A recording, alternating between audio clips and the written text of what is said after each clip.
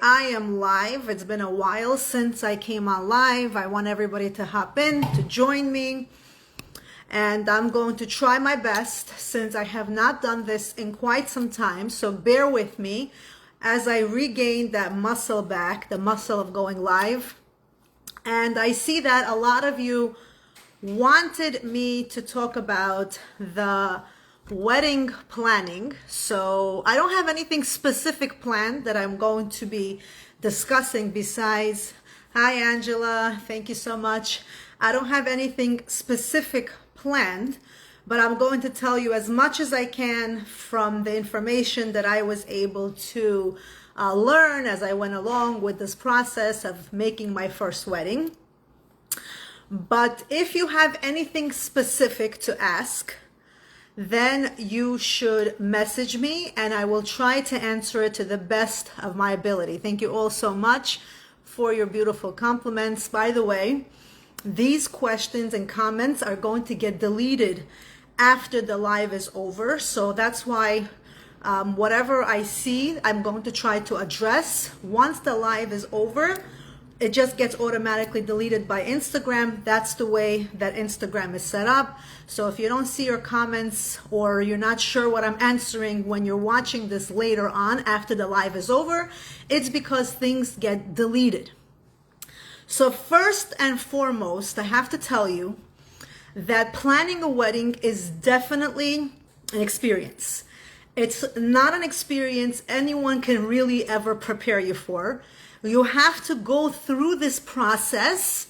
And as you're going through this process, there's a lot of aha moments, a lot of eye-opening moments in which people, they don't talk about it. We talk about a lot of the things like flowers and music and the guests and where you want to make it and what date you want to set up. So those are the common things people talk about when it comes to wedding planning. But what happens emotionally to the parents of the bride and groom during the wedding planning process, that no one discusses. And when you're in the moment and you're the one that's marrying off your son or daughter, you're actually going to think to yourself, am I the only one that's going through this? Why is this so emotionally draining? Like, part of you is really happy. You're so thrilled. You're so excited. Your child found their partner. You're entering this new phase in your life. You're going to be marrying off your child, only to come realize, hey, some days are not that glamorous and exciting. Some days knock you out. They're actually exhausting. And when you start to talk to other people who have made a wedding and have been on that end, all of a sudden everyone is agreeing with you and telling you that emotional draining process that nobody ever talks about. And it's almost like I wish someone prepared me for that, because then I would kind of feel normal, quote unquote. And this is why I'm talking about it. This is why I'm mentioning it. Because when you're going to be marrying off your son or your daughter, it doesn't matter who it is, because every single child is special and unique in their own way. There are going to be days that you're literally going to be on your bed and it's going to knock you out. Because one moment you're so happy, you're so thrilled, this is so exciting. But another moment, your body is taking a whole different toll on you. It's this uncertainty, because especially with the world that we live in right now, and you hear so many crazy stories, right, of couples breaking down and divorces and all the problems that are taking place. You don't want to internalize it. You don't want to take it in and influence yourself that God forbid that can happen to your kids. But whether you like it or not, a part of you is still worried. A part of you is still nervous. There is still going to be the what if factor. Am I making the right decision? Is my child making the right decision? Is this a good match? Is this not a good match? So this is the kind of situation that every single parent that's marrying off their child, it doesn't matter how old the child is, goes through. And as much as you want to be in the best mood and happy and optimistic, there are days when you can't. And you have to fight yourself and you have to tell yourself, This is good. This is a blessing. Hashem is giving me a reward. I have to be so excited about this.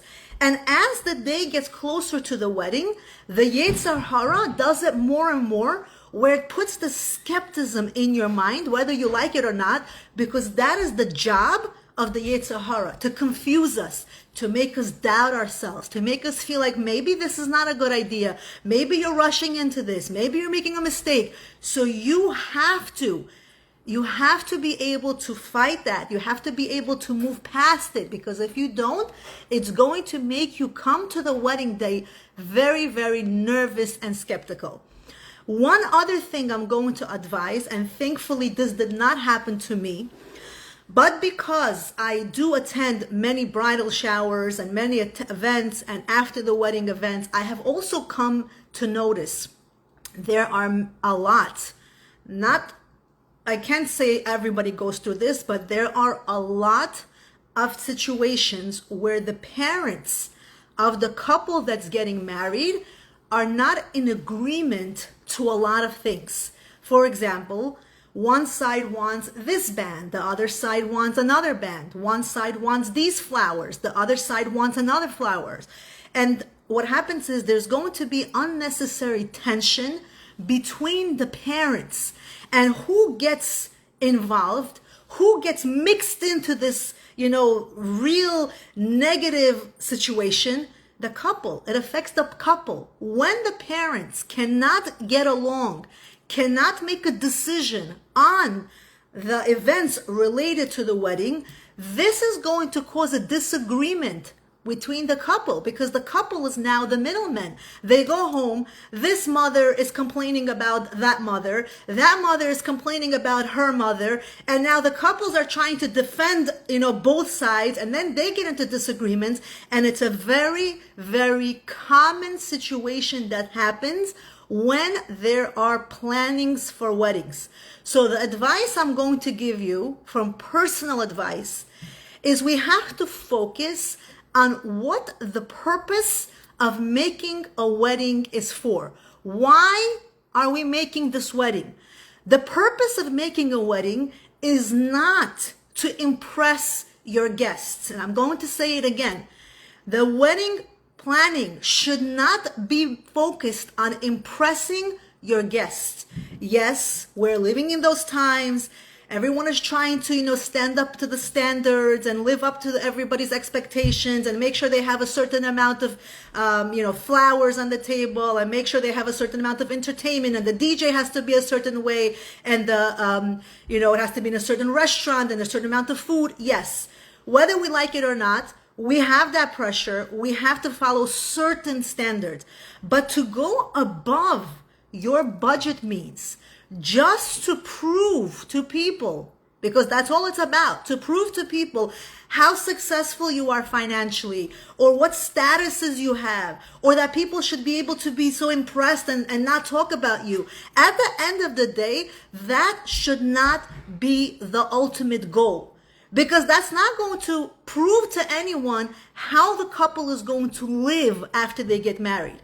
Unfortunately, many times, and I'm going to say many times, we are investing so much money on all these unnecessary events. I'm going to tell you something from my personal wedding planning, and I'm going to say it because I'm very proud of this, okay? If anyone doesn't agree with it, I respect everyone's opinions, but this is my personal opinion. When me and my Chodo were planning to make a wedding, we were going back and forth on the entire engagement party, okay?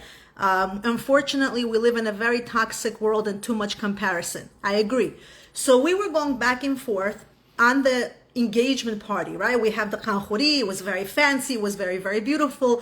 And then we weren't sure about the engagement party, because these engagement parties that are taking place nowadays have become mini weddings. I mean, yes, it's beautiful, it's glamorous, it's amazing. You see these lalis, and these lalis in itself, the baskets that people take out in these engagement parties, they're hundreds and thousands of dollars. It's nice, it's beautiful, but the question is, what is its purpose? So personally, we first agreed that we're going to do it because it was nice, it's traditional, it's beautiful. But then the couple decided they don't want this. My daughter said, I don't want this. I don't want this engagement party. I don't see the purpose of it. I don't need it. And mom, please don't make it for me. Yes, it's difficult because you're going out of the normal standards, right? It's very normal in the community for everyone to make this glamorous shinichuri, and it's like so beautiful. Everybody comes out with these fancy schmancy baskets. And like I said, it's a mini wedding. You go do your hair, you find a fancy dress. Is it nice? Is it special? Does it look very extravagant? Yes, it does. And I think it's beautiful. But when my child told me I don't want it, I decided, hey, this is her wedding. If she doesn't find purpose in this particular event and occasion, then why am I making it? Am I making it because I have to check mark that I too fit into the standards of what's expected from us because everybody else does it? So now I also have to do it, because if I don't do it, then I'm going to be embarrassed that maybe I'm going to look like I'm cheap, or maybe I'm going to look like, like I didn't do enough. Thankfully, the other side also was in agreement that we don't have to do it. So it took away so much unnecessary pressure, and so much money was saved by not doing these extra parties. And what did I do instead? I decided, instead of the $20,000, $30,000 that's going to go to this engagement party, and yes, it costs about $20,000, $30,000 with the baskets and the musicians and the hair and the makeup and everything else that goes into it.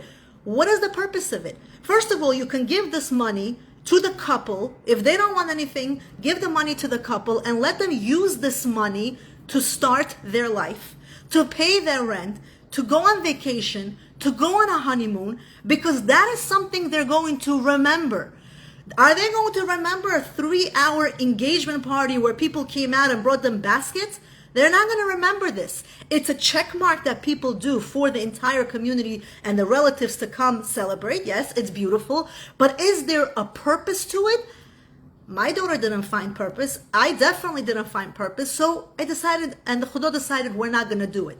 Instead, in order for me to feel like I did something, I made a challah party, a surprise, beautiful challah party, very intimate, special, women only, prayers, spirituality. It felt so homey.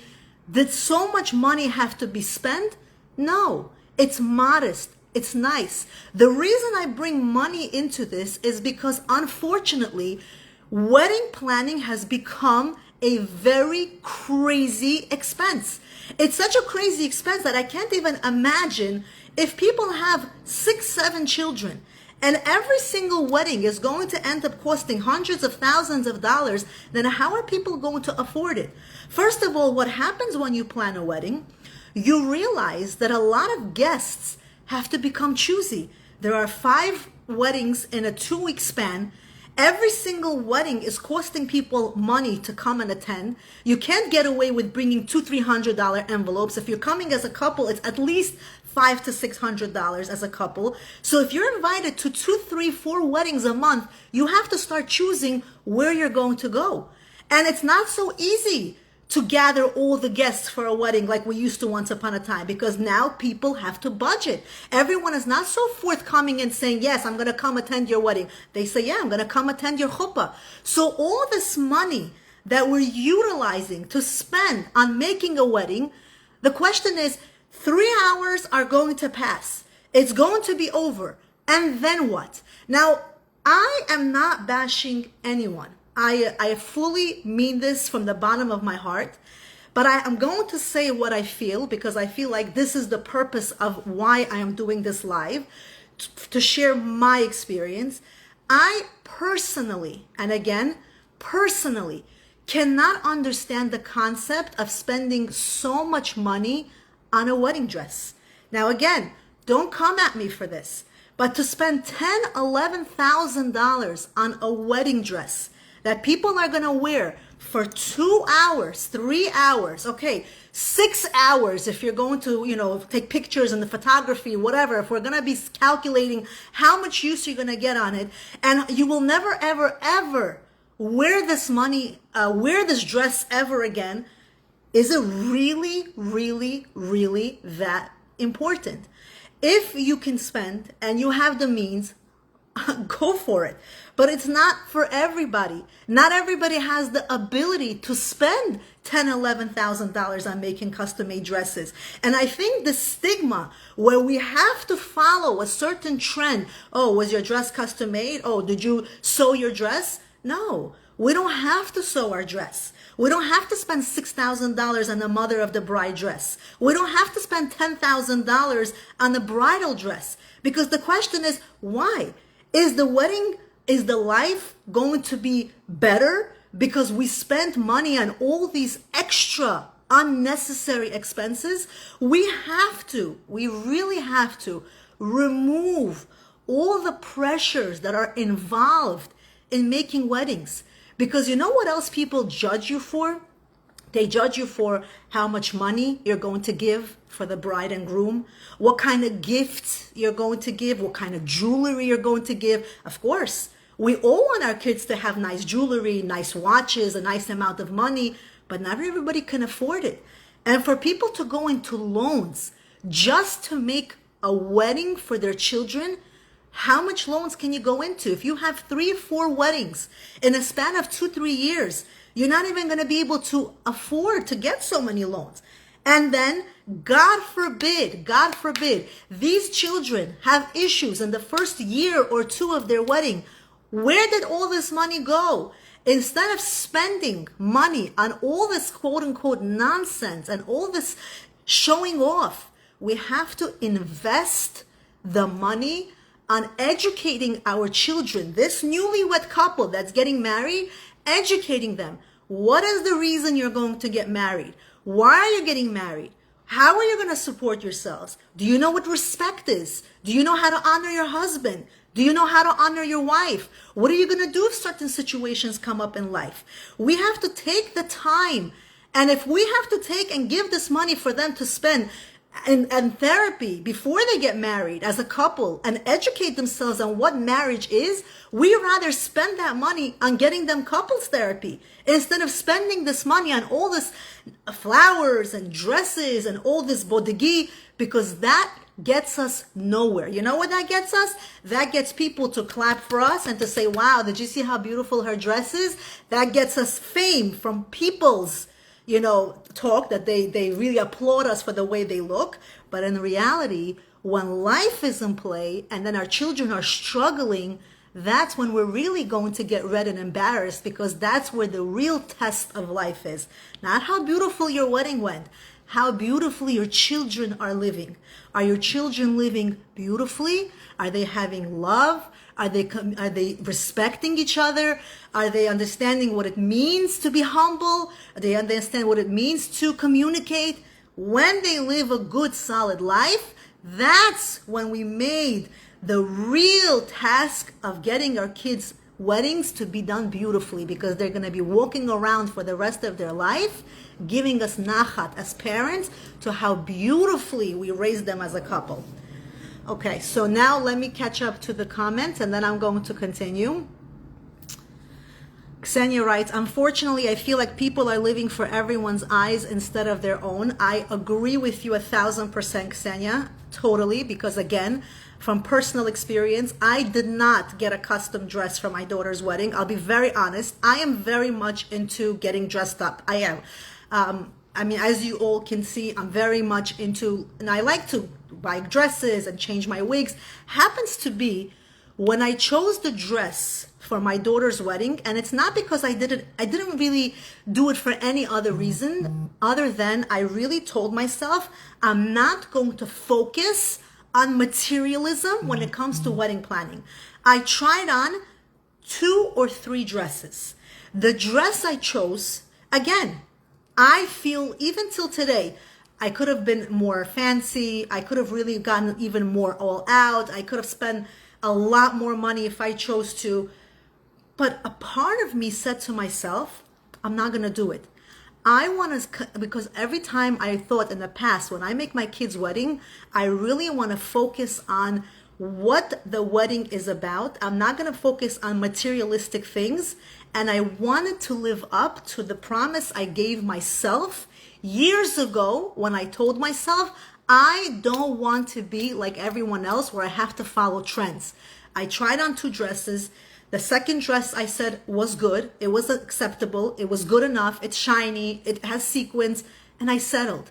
And I had to work on my mental health. I had to. And tell myself, this is doable. This is good. This is enough. I don't have to go and go crazy searching for wedding dresses. Was it easy for me to feel that way? No. Was I happy that I didn't invest so much time and effort going crazy with what color is my dress? Are we going to have a theme? Is everyone going to be matching? It's unnecessary. As is, when you are planning a wedding, you're going to see how much the Yetzer Hara is going to affect you, how much stress happens as it is without all this extra nonsense.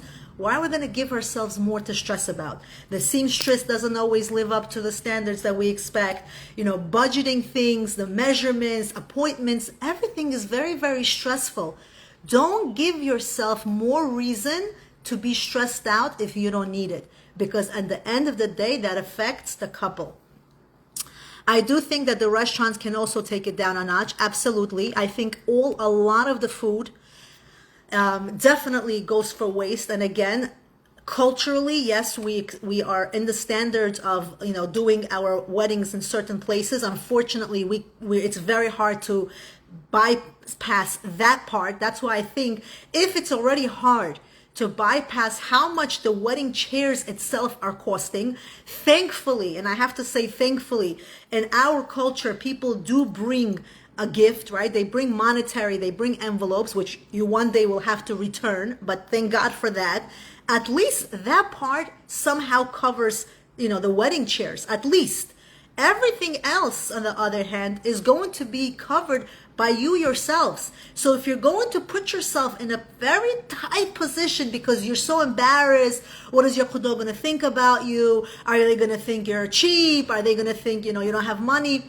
You know what? We really have to stop living for other people. Whatever people want to think respectfully, that's on them. If people are going to judge us based on what we can afford, what we think is important, not that we're saying we shouldn't do the bare minimum. We should do as much as we can. But to do things simply because it's the standard, the norm, and what are they going to think about me? At the end of the day, I'm not marrying my chodo. My daughter is marrying their son. Their son is not marrying us. He's marrying my daughter. So that's the concept that I had to live through as I planned the wedding, and I had to keep reminding myself, I am not going to do things just to impress the parents. I have to make sure whatever I do is that my daughter and my son-in-law get married in a kosher Jewish way, and that we as parents instill into them what marriage is all about. Because if we accomplish that, we accomplished our goal as parents, marrying our children off the right way. We need to start takana weddings like Ashkenazim. The hall is maximum $50 a chair for everyone, no matter the status. It's looked down when overdone, even for the elite. So I'm going to say something about that. I don't want to take any, right, Odomochi Megun, exactly, right. We live by that concept. Odomochi Megun. Whatever they want, let them say. What are you going to do? You're going to make a fancy wedding? People are going to leave and say, look how much money they spend. Who needs this? Why they spend so much money? I hear these conversations. I was doing my nails one time, and there was a lady sitting there before me at the chair, and she was telling the nail lady, and she was on the phone also, and she was talking about how she went to this wedding, and so much money was spent on flowers. They even had flowers on the staircase, and who needs this? It's such a waste. And here you are, you think you're doing such a beautiful, fancy, schmancy wedding, and someone is still criticizing the wedding because they think you overdid it. You do a less fancy wedding, they're going to talk about, what kind of krachabora, what kind of wedding was that? So whatever you do, you're going to have people talking about you. So you choose. You want people to talk about you, but at least you did what's comfortable and good for you. Or you want people to talk about you, to applaud you, to say how wonderful you are and how fancy everything was and how much food there was and how much dessert there was and how your $20,000 dress looked so amazing. But then You spend all this money for 2-3 hours, and you could have used this money to give this couple a nice, beautiful honeymoon. So people are going to talk regardless. You choose what you want them to talk about, because you are in control of what people will think with your behavior and your actions. We choose. Also, Ashkenazim are not bringing envelopes, so the parents are not getting reimbursed. Right, Riva? So that's the difference. In the Bukharian culture, people bring envelopes, so in that respect, it's definitely helpful, but it's like a loan. We consider it as a loan. Tomorrow, when we go back to their weddings, we also take the envelope. But I'm just saying that at least it helps in that regard, that yes, it helps culturally, that when people bring the envelope, it's definitely helpful to cover some of the wedding expenses. Now, if nobody brought us envelopes, I highly doubt people would make weddings the way they're making them right now. I highly doubt it. 100% Yetzer Hara comes at you quick when wedding planning. Yes, Avital, definitely. The Yetzer Hara is very quick. Exactly, Senya. People are going to talk regardless, so we don't have to give them to talk and say, hey, bravo, the wedding was so beautiful. By the way, it's beautiful until there's another wedding, right? Every single thing that people talk about lasts as long as there's something else to talk about. So you're going to put all this effort, all this money, all this unnecessary physical things just to say you did such a beautiful job. And then for 2-3 hours, they're going to talk about it. By 11 o'clock, like 60% of people are already heading home because they have work tomorrow. And then what? Who makes all this money? The workers. It's great. It's a very, very good gig for the workers who are involved. I mean, it's beautiful. Baruch Hashem, they have parnasa. But who ends up spending all this money? The parents. The parents. And at the end of the day, I don't even think, I shouldn't say this. At the end of the day, some couples actually do pressure the parents to give them all, to make all this extra fancy schmancy. And I think the couples themselves also need to be educated, because if they're forcing their parents into making them custom made dresses and all this extravagant things, I want the flowers to be like this, and I want that DJ, and I want this musician and this, we also have to understand then what's the mindset of this couple. If before marriage they're requesting so much physical is what's so important, materialistic is what's so important for this particular couple, then I personally really worry about the mindset of this couple when they get married. I'm sorry if that offended anyone. It was not to offend you. So if you feel like you're one of those couples that wanted very certain specific things, no problem. It's up to you. But I personally will feel that if we're focusing too much on materialistic things before the wedding, we have to change our mindset, because this materialistic stuff does not most of the time last after the wedding. Especially if you as a couple are starting off and you are financially not so well, and now you're living under your parents' roof who are making this wedding for you. You have to understand, when real life hits, all these expectations have to be, toned down a bit. So you want to start life with real expectations. It really shouldn't matter all these extra details. Don't focus so much on that. Really focus on, who are you marrying? What is this guy or girl all about? Put your energy on where it really matters. I feel like there's a difference between being cheap and not wanting to splurge for a one-night event. Absolutely, Avital. I agree with you there 1,000%. Because just because we don't find the need, I personally did not find the need to spend on a lot of extra stuff. Like I said, I did not do an engagement party for my daughter. I chose to do a surprise challah party for her instead, which was very intimate, very special, very nice. We did it in a shul. We were not allowed to listen to music at that time, so we couldn't have any music, but it was so intimate. And I'm going to tell you, she will, without a doubt, remember that challah event forever. Why? Because it was something that was really catered to her. It was a surprise. She had no idea. Now, I'm not telling anyone to do what I did. I'm just saying we have to tone down on the expectations of other people. And if you are kudos and you're talking amongst each other, communicate those things also. Don't be so embarrassed and shy. I mean, again, it depends on who your kudo is, right? Not everyone is so lucky to have somebody who's very understanding. It's very hard to talk to some people. I understand that. But if you really truly feel that this is a waste of money and there's no purpose, not even a waste of money, what is the purpose of it? Besides check mark that it's done in the community and the culture, what other purpose does it serve for this couple? And if they say, well, people bring gifts, okay, fine, make a challah party. If you don't want to make a challah party, I always think of this. If people are going to bring gifts and the total amount of gifts are going to equal $2,000, right? If I'm going to take people's gifts that they're going to bring, it equals $2,000. Isn't it better for me to go buy my child $2,000 worth of things she needs? She needs a KitchenAid mixer. She needs some utensils for the house. She needs a pot, pans, whatever she needs for $2,500, $3,000 myself, and give her all the best of the best. Or I should spend $15,000 to make an engagement party so that she gets $2,000, $3,000 worth of gifts in her house. This is how I thought about it when I was making a wedding, and I'm very happy that I was with that mindset. I don't regret the choice, and I think I had enough areas at the wedding day to spend the money where it belonged. So any amount that we can save for a better purpose, it's worth saving. No Bukharians will ever do that, give their kids. They like to please guests. I'm sorry, Yosef, I don't agree with you on that. Actually, that's not 100%. I don't think I agree with that. There are people that will give to their kids. There are. It all depends on what your strong belief is. If you really strongly believe that you're not here to impress no one besides making sure the kids are happy, then I think there are people that will take this money and say, here is a honeymoon for you. That was really what I was planning to do also.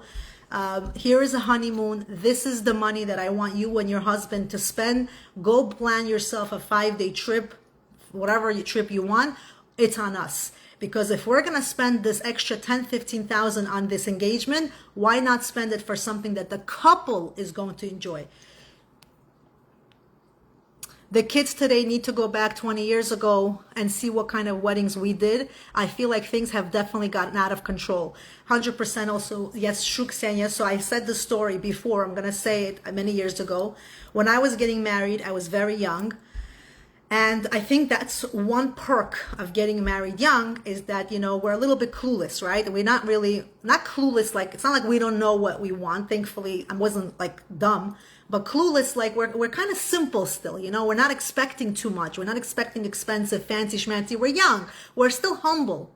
So I remember I had it didn't matter to me what kind of flowers I have. I just needed to know that I have a wedding. Me and my husband are getting married. That's really was the ultimate goal, that my husband and I are getting married, and that's it. I didn't care if I have a limousine. I didn't care where the wedding was. I didn't care who my photographers were. I was so humble, I want to say, that when I got the flowers, I didn't choose the flowers, right? We don't choose. Apparently, I said the story before, but I'm going to repeat it because these things happen. It's a real life story. The flowers that were given to me back in the days, over 20 years ago, we didn't have such fancy flowers. They were spray painted, okay? So go figure why this florist company chose to spray paint a flower for a wedding. So they were spray painted, blue, purple, pink, whatever colors. So I got the bouquet, and as I was taking pictures, right, I was holding the bouquet next to my dress. And after I took a few pictures, the photographer looks at my dress, my wedding dress, and he notices that my beads are stained. And I look down at my dress and I see that the spray paint that they used for the flowers literally went on my white wedding dress. Thank God it wasn't terrible. It was a little bit, but enough that you could see it. So can you imagine? I'm taking pictures the day of my wedding and my dress gets stained with the flowers, okay? What did I do? Thankfully, I didn't go crazy and panic. Again, we're young. We're still, trying to learn. We don't panic. We don't have that brain capacity yet. These things don't get to us as much. And I said, what do I do? The photographer said, go to the office right now and ask if they have whiteout. Such a brilliant and clever idea. I ran into the office, the restaurant office, and I went and I said, do you have whiteout? Thankfully, they had whiteout.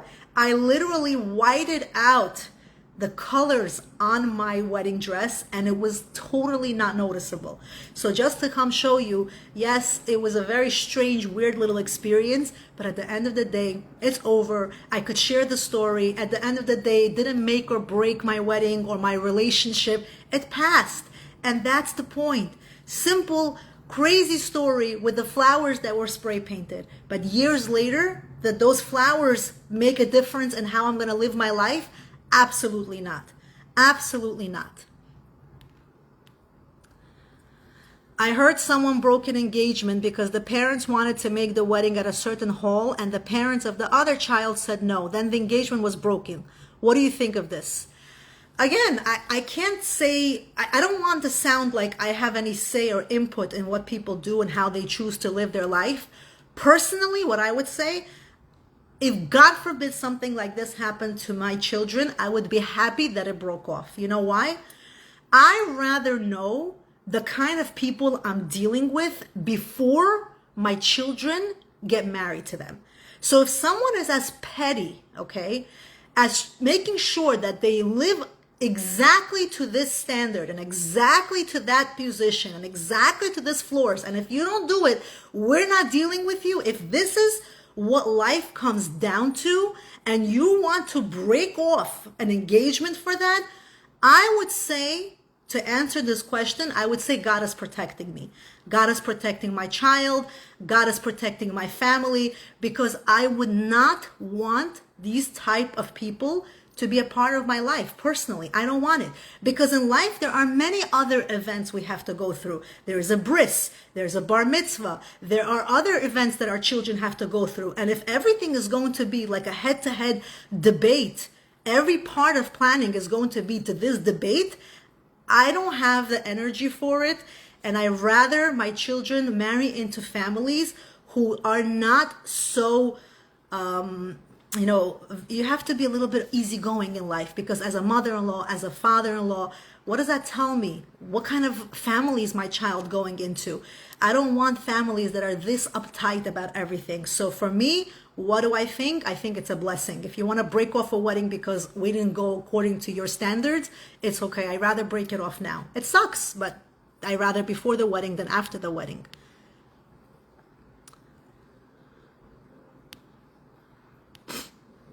Back in the days, everything was included. Keep of flowers, sweet table, limo. Well, Yosef, let me tell you, nowadays, nothing is included.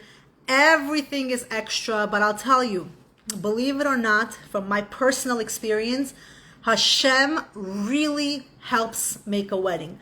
Where the money comes from, we have to leave it to Hashem. You know, my husband was telling me when we were planning the wedding, he said, I want you to keep a list of all the expenses related to the wedding, like how much we paid the DJ and how much we paid for the flowers and how much, I just want to see at the end of everything, how much everything comes out to.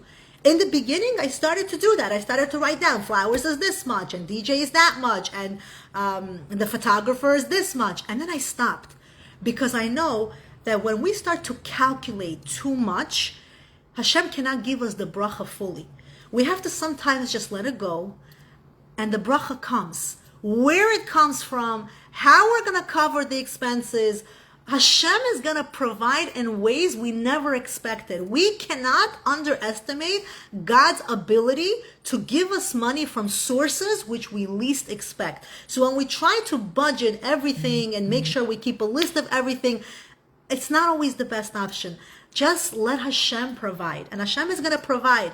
There hasn't been anyone that I know yet, no matter what your financial status is, no matter how many children you have, that was not able to break a wedding. Somehow, everyone gets their children married off because Hashem gives you the parnasa. Hashem gives you the resources. Hashem gives you the right people, the right kudo, the right mindset, and we make it happen. We should never be afraid of making a wedding for our children because we are nervous about the finances, because that we leave to Hashem. I forgot my bouquet at the place we took pics and ended up making another bouquet from the centerpiece on our table. Wow, Elizabeth.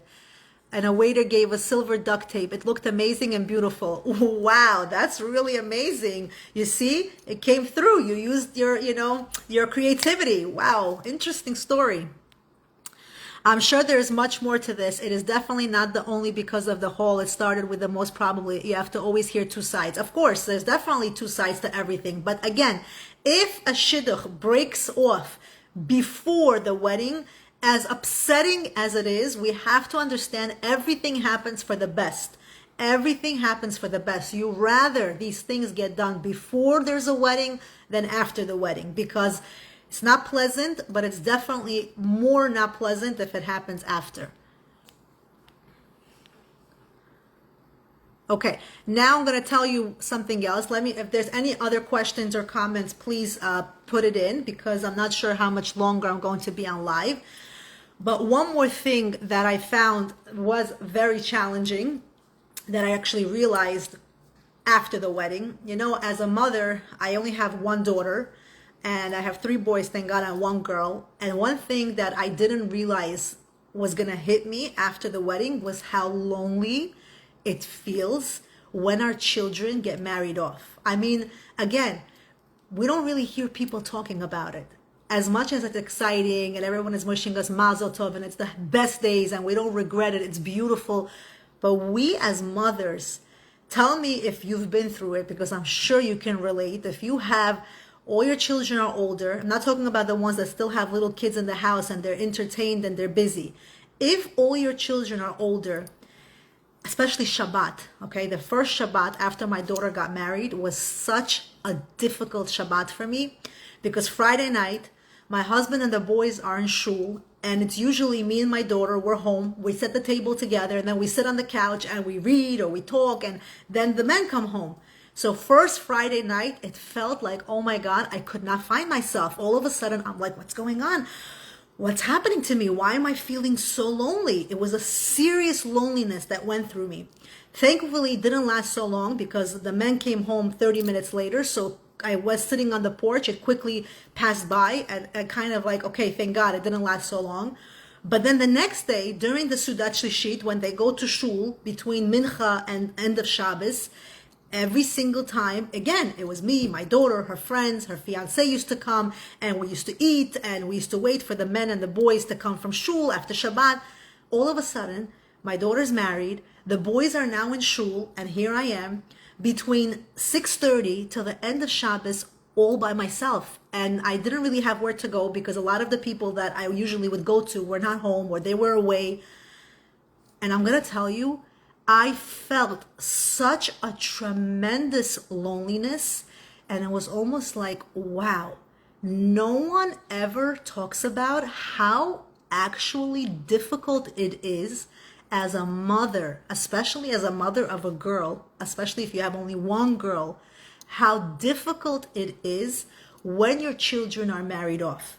As much as you're so happy for them and you wish them the best, and you know they're in the right place, and you know soon they're going to come back to you with their kids, and you're going to have the grandkids, and it's going to be a full house. Yes, I get all that. But to get to that moment, it takes a lot of emotional toll on you. And this is something nobody ever prepares you for. Nobody ever prepared me and said, by the way, you're normal. It's going to be very difficult for you. The first few weeks are very, very hard. Hang in there. We've been through it. If you need anything, come on over. I'm home. I'll come by. I'll check in on you. Nobody tells you this. So I remember I was like, oh my God, what's going on?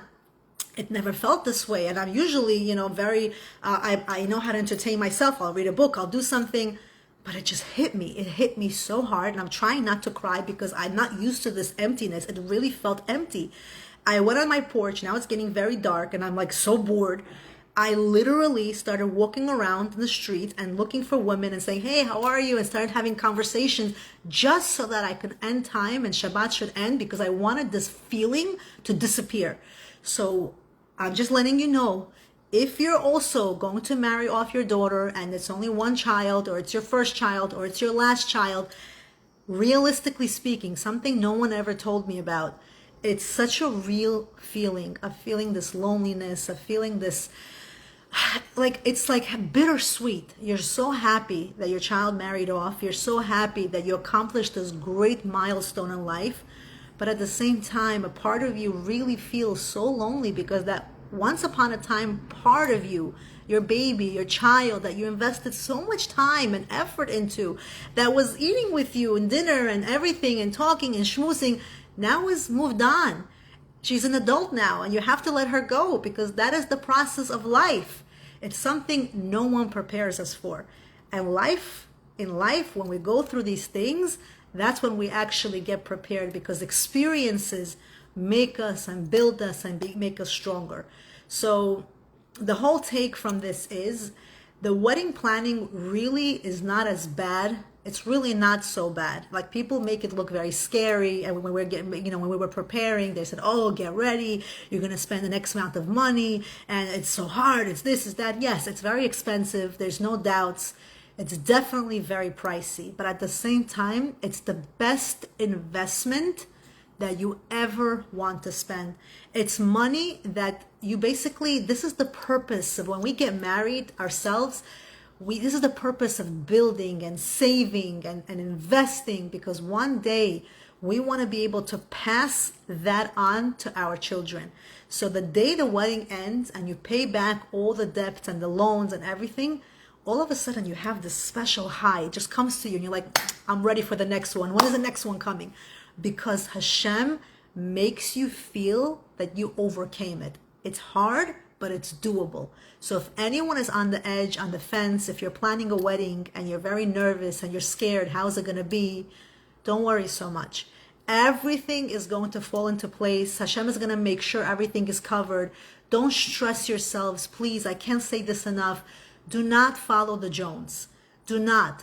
If you're going to do things and make it harder for yourself just to please your neighbors, just to please your in-laws, just to please your friends, just to please your co-workers, no. You have to please the couple. You have to make sure that this couple is getting married for the right reasons. You have to make sure the couple has the money to support themselves financially. Use this money to support the couple if they need the money. Use this money to instill in them what real values are. Because if you're going to educate them from the first few moments in their life that this is the purpose of life, to spend money on unnecessary things, when they get married, that's the values they're going to be taking into their wedding, to their life. I really feel you so much. My only boy just got married and feels so empty in the house without him. Hannah, I'm telling you, it's a real feeling. And I'll tell you, when I felt it 2 weeks ago with my daughter, like I said, when she wasn't home, and I felt this loneliness, I was a little bit even embarrassed and ashamed of myself. I don't know why. I was like, what am I doing? Why am I crying? Why am I feeling this way? What's wrong with me? The whole week I was fine because I was so busy. I was working and I was on the phone and I was able to catch up with her. So I didn't feel it. I really didn't feel it. And it actually happens to be, she was in my house that morning. She came for lunch.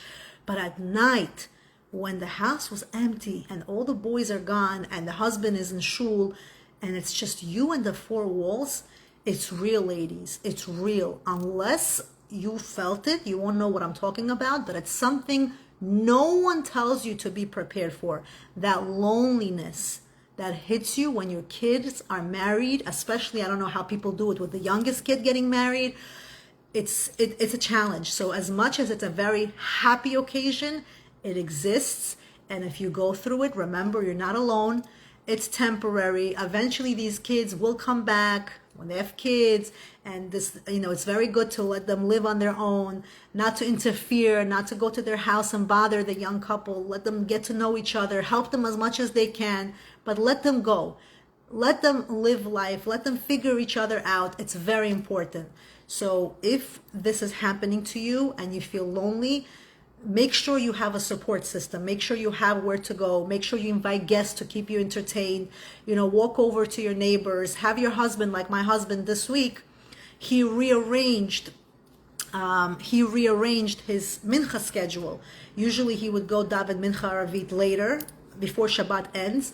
But since he saw how difficult it was for me last week to be by myself at home, I only have one daughter, one girl, everybody else is a boy. he went early to pray, so he was able to spend the rest of Shabbat with me, with the boys, and we were able to have this lashishit, so which was very nice of him to think of me that way. So yes, sometimes we have to, for the men that are listening, sometimes if you could rearrange your schedule just to make sure that it's not so hard on us women, because we are emotional creatures, we take everything to heart, that definitely is going to help. Very true, but so happy I have my pet, and that gave me so much love. Listen, Chana, I'm with you. I have a pet too, and it was just me and the dog. But after a while of sitting with the dog on the porch, it got lonely. I wanted to talk to a human. So the dog was good for a little bit, and then me and the dog both started to walk outside to try to find some people to talk to, because I couldn't do it. I really, really couldn't do it. I just had to talk to people because it was hard for me. It was very, very difficult.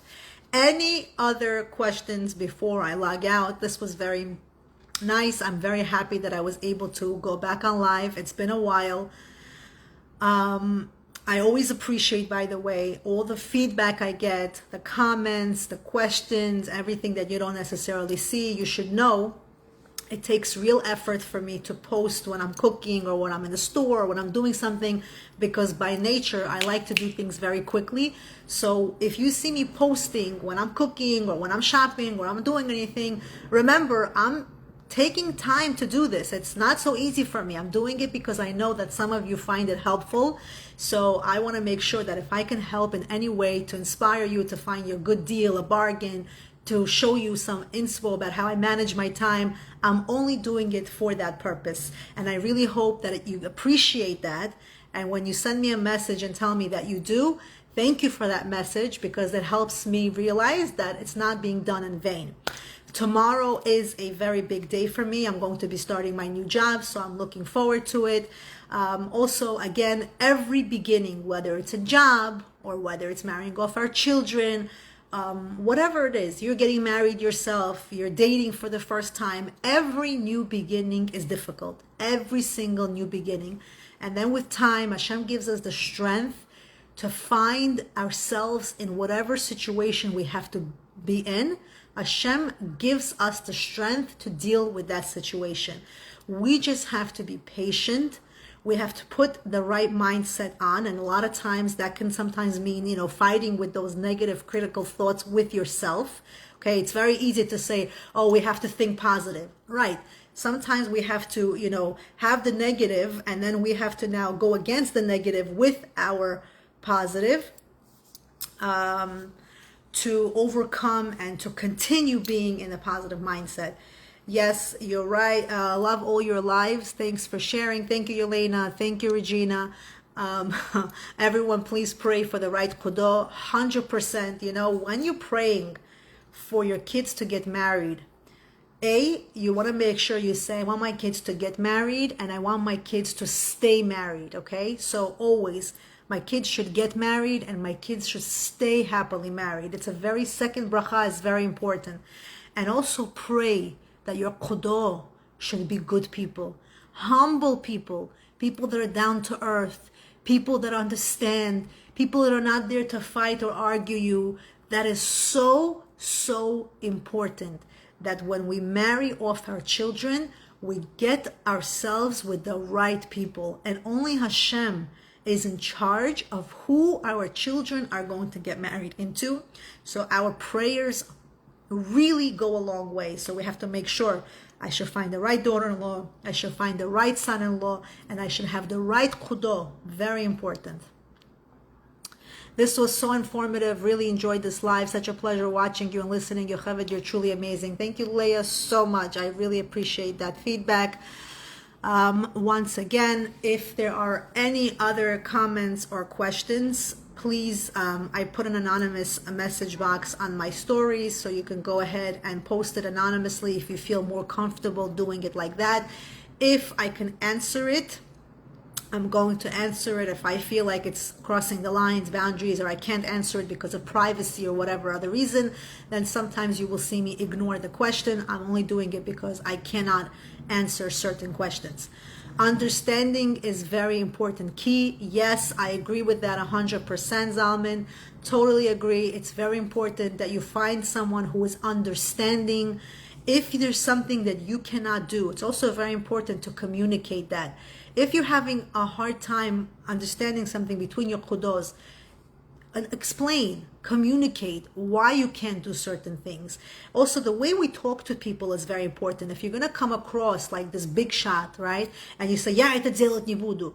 Yeah, это не буду его звать. And you have this, egotistic personality and you want to show yourself like, I make the say here. I'm deciding. I'm not spending money on this or I'm spending money on that.